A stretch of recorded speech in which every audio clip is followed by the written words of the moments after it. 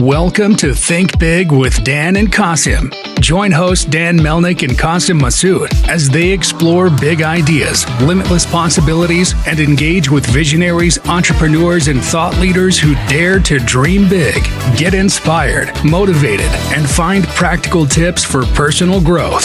Think big, dream bigger, and ignite your potential. All right, welcome to Think Big with Dan and Qasim. And if you want to go ahead and introduce yourself, tell us where you live and what you do for a living. So my name is Juliana Casale. I live in Toronto, Canada, and I am a full-time tech marketer, but also on the side, I run a sparkling water business called Balloon. Awesome. So how did you get into the sparkling water business? I think a lot of people try to solve a problem in the industry or like find a market opening, but I just really love sparkling water and I have been a fan for years and always was very excited about new brands or new flavors that I could find. And so if I was going to pour myself into any industry, it would have to be something that I'm super passionate about. So it was kind of a no-brainer to go into sparkling water because it's the one thing I nerd out about on a regular basis. So I guess what did the process look like for you? Do you just say, okay, I just want to start making this in my kitchen first, or I want to start this business? I guess kind of which came first? So when I decided I was going to try to do it, I did try to make it work just in my kitchen, messing around with ingredients, but I rapidly realized that I couldn't commercialize it myself. I don't have a food science background and kind of have no business trying to make it, manufacture it without having like nutrition facts and things like that. So I took the gamble of taking a chunk of my money and giving it to a research and development lab so they could do it properly. But it's really one of those things you can't just fake. Like you kind of have to get it officially processed. So it was kind of a weight off my mind to have experts that knew how to do this and had done it before. So there was actually a brand that they partnered with that was successful in launching it's like a light spirits like vodka soda company, and it got Right. sold and was really popular. So seeing that success made me feel really good about partnering with them. For sure. But obviously that you're in a very competitive space, right? So how do you differentiate with your product? That's a great question. So the first thing I was thinking about is flavors. So I feel like a lot of sparkling water has very citrus forward elements. So there's a lot of lime, lemon, orange, grapefruit. Like you see that, everyone does that. And so the first thing I thought about was, what flavors can't you find in the market that people might be excited to have? And so that was the first thing I thought about is like, what flavors would I want to try that I can't, get ready access to, and especially in Canada, because your options are a lot more limited here than in the States. And then the next thing I thought about was ingredients. And so a lot of sparkling waters have zero across their nutrition facts. So 0 calories, 0 sugar, zero everything. But then the flavor isn't always what you want it to be because if you're trying to aim for a fruit flavor, fruit has sugar in it. And so if you're going for a zero nutrition fact table, then that means you're kind of limited in what you can do on the flavor front. So one thing I decided to do to differentiate was adding a little bit of sugar, just seeing how that affected the flavor in the testing at their R&D lab and seeing how much better it tasted when you added a little. I said, if this is going to make me a little bit different and it's going to taste better and hopefully people will buy it again because of that, I'm going to kind of roll the dice on that. So that was another thing. And then it's small batch. It's not a big corporation. Like it's not Pepsi, it's not Coca-Cola. I know they've got like their Ahab and bubbly that they have, but this is really local. And so that's another thing is if you want to support a small business that's regional and you want to put your dollars towards, supporting someone's dream, I think that feels a little bit nicer than, putting money in the pockets of a giant conglomeration who doesn't care about you. So that's another thing that I'm leaning into now with the positioning. For sure. So because your business right now, are your customers mostly local in Toronto, or do you sell across Canada or even in the US? What does that look like for you? Yeah, so I had a bit of an interesting approach starting out because I wanted feedback. Like, since I've never done this before, I've never built my own product that you can hold and drink. I wanted a lot of feedback. And so for the initial batch that I produced, I shipped it out across the US and Canada just to get a wide net of people trying it and giving me their feedback. And then now that I've done the pre-order campaign and shipped them all out, I am limiting it to Canada just to make it easier on myself to fulfill orders because customs is a bit of a complex situation. And it's really expensive to ship across the border. And some of the box boxes did come out a little bit dented through the process. So it's a little bit harder to get a handle on where that's happening or what's happening. So just to keep a tighter leash on how things are arriving. Like I just want to limit the region. So yeah, we are now shipping across Canada online. And then I'm also starting to look into retail more regionally in Toronto.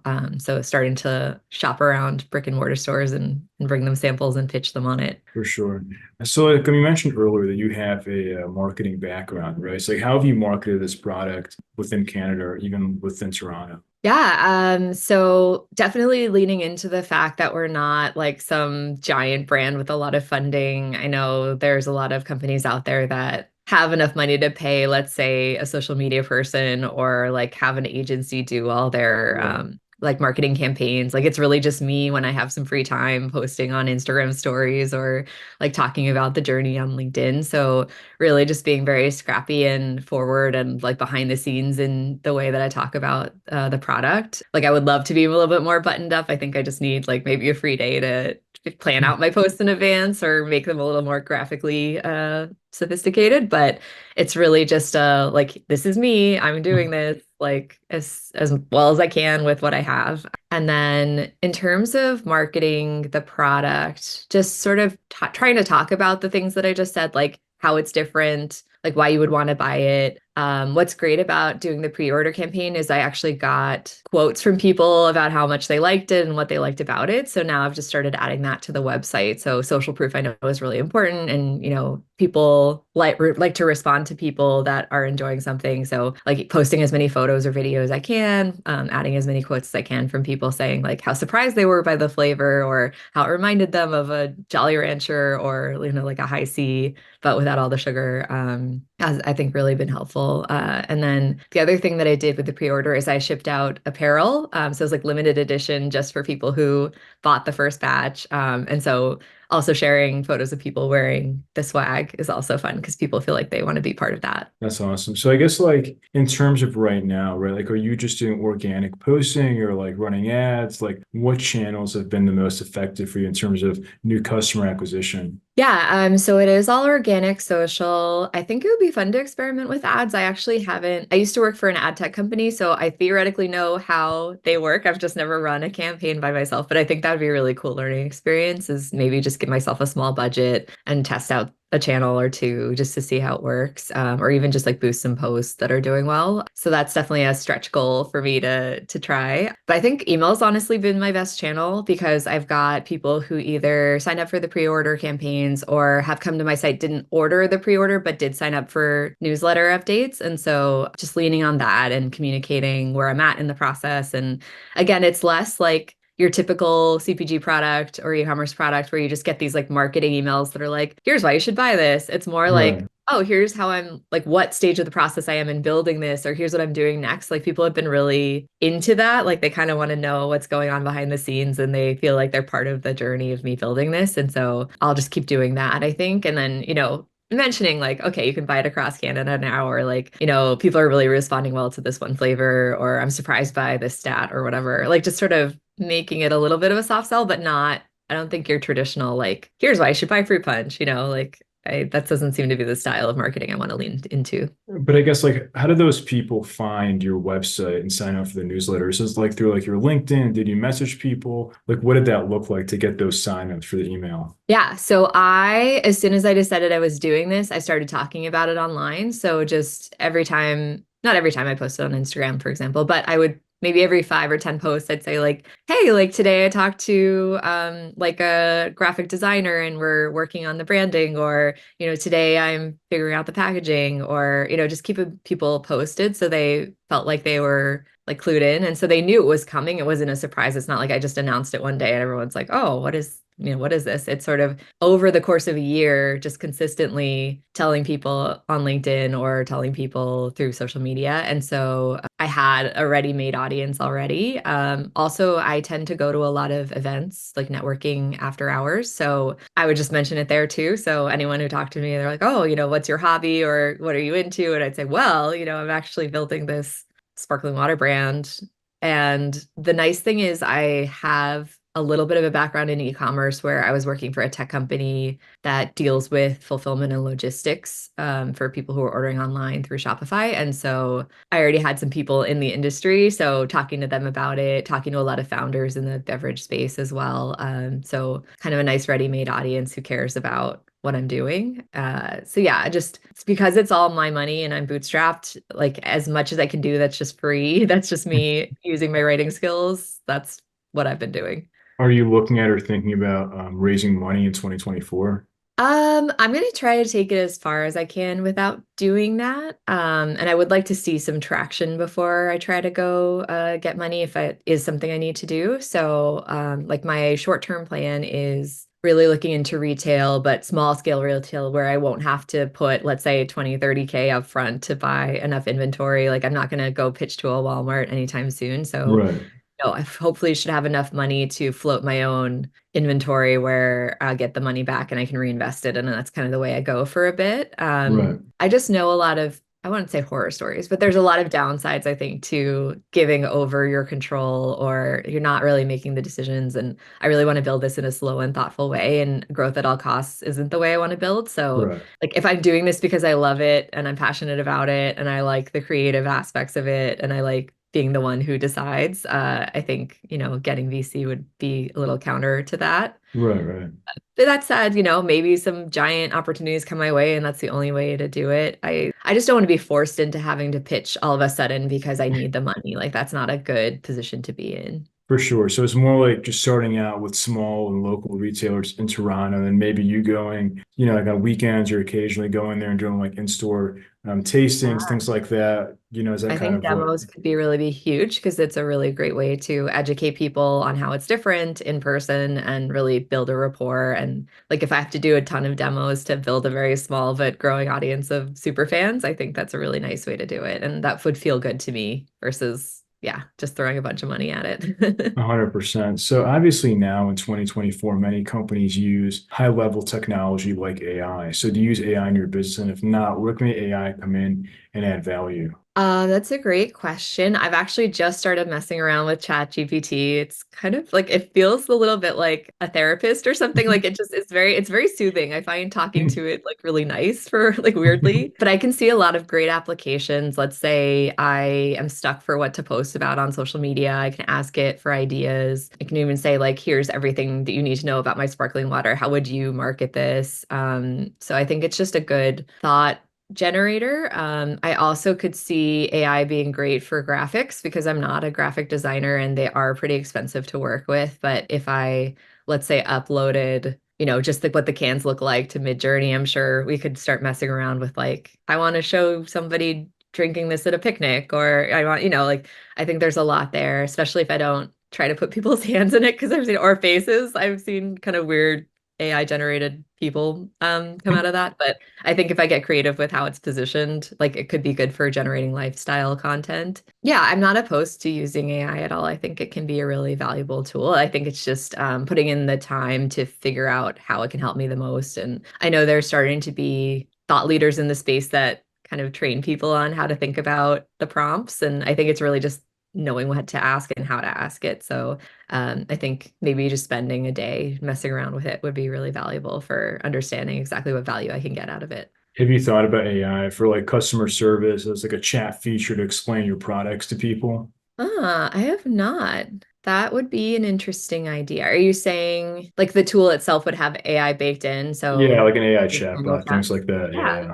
I hadn't thought about it, but I think if I were to like I guess it would if it was a paid tool, I would just have to have enough traffic on my site to justify paying Right, for it. right, So I think maybe I'd have to reach a certain threshold for traffic where I'd say, okay, I'm getting, hundreds of people a day on right, my right. site and maybe only 3% are converting. So like my hypothesis is if I paid X amount of money per month for this tool, then and it's talking to this many people and converting this many people, then it's worth it. So I think I would just have to prove it out a bit or at least have enough traffic where it would be justified. But I mean, that's a great point. Sometimes you don't know what people are thinking when they're looking at your site. So having a chat where they can ask questions or share their thoughts would kind of clue me into what I could do to beef up the site, for example. So I think that would be helpful. For sure. So what would you say is like the one biggest piece of advice that you wish you knew before you started this business? I feel like once you started, you kind of have to keep going. Like it's like this, you're kind of locked in. Like once people know about it, they're like, what's next? What's next? What's next? And you've got to